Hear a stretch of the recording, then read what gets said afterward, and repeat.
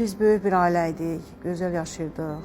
Ta ki 1988-ci ildə eşitdik ki, bəs ermənilər Xankəndində toplaşırlar, nümayişlər edirlər. 1988-ci ildə onlar toy gedirdi, hay gəldi ki, bəs toyun səsi kəsildi, atışmalar eşidildi, nəsə şaqqıltılar eşidildi. Kiminsə evini Sarava xanım var idi.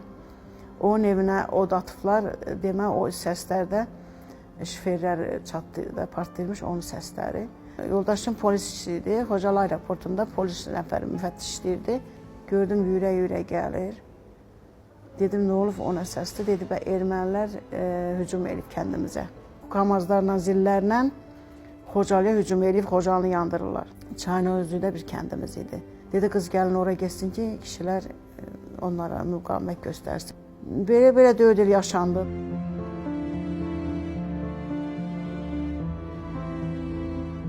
Bizi də aldadırdılar ki, bəs əskərən aram, axı bizim demirəm, hər tərəfdən biz blokadadaydıq. Bəs əskərəni açacaq, Xocalının bir tərəfi heç olmaz açısın da, əskərən açılacaq əskərən. Gecə saat 11 olardı mı, valla 12 işləyirdim, o vaxt tam yadımda deyil. Gördük, çığırışma gəldi. Çığırışma, bir qadın çığırır ki, ay cəmaat durun, bəs Xocalını qırdılar. Hamı töküldü aşağı, bilmirik neyniyək, hara gedək.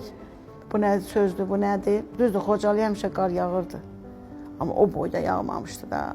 Millət əl yalın, baş açıq, Qarqar çayından keçən kim. Gəldik Ağdamın məscidində gözlədik.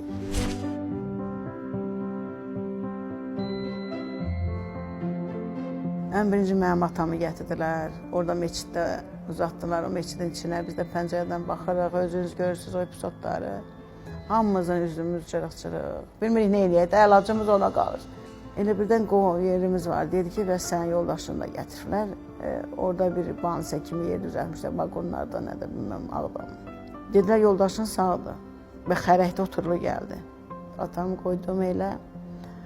Qaçdım o bansiyə, Ağdamın bansəsi vardı orada. Getdim ki, orada o qədər adam, o qədər polis, əhatəyə alıblar, bizi qoymurlar içəri.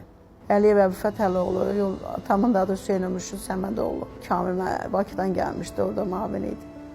Gördüm, uca boy adam idi. Gördüm, ağlaya-ağlaya pilləkənlər düşür. O saat bildim ki, Əbu Fətə ölür. Mən çatanda istəyirdi hələ. Üzünə elə bir nur gəlmişdi, elə özü o qədər qəşəng insan idi. Həqiqətən cənnətə gedir onlar, o qədər gülümsürdü. Allah belə üzümə gülümsürdü, ölməmişdi.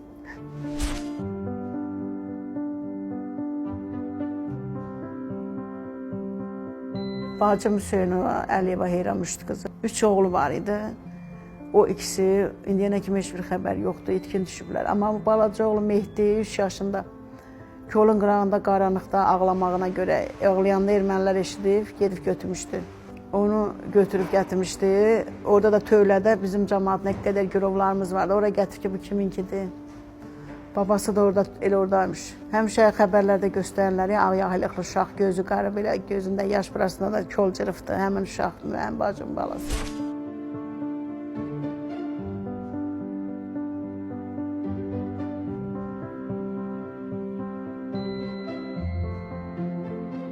Prezidentimizi Allah var eləsin. Heç biz bilməzdik ki, ha vaxtsa bizim torpaqlarımız alınar. Gülüş tamam yadımızdan çıxmışdı. Biraz indi bu hadisədən sonra bu torpaqlarımız alınandan sonra biz gülə bilirik, bir arada gülürük. Allah bütün bu 44 günlük müharibədə kimin ki kömək olubsa, arxa cəbhədə, ön cəbhədə hamısına Allah can sağlığı versin. Şəhidlərimizə qəni-qəni rəhmət etsin. Onlar həqiqətən cənnətdədirlər. Onların analarının, həyat yoldaşlarının qarşısına baş əyirəm.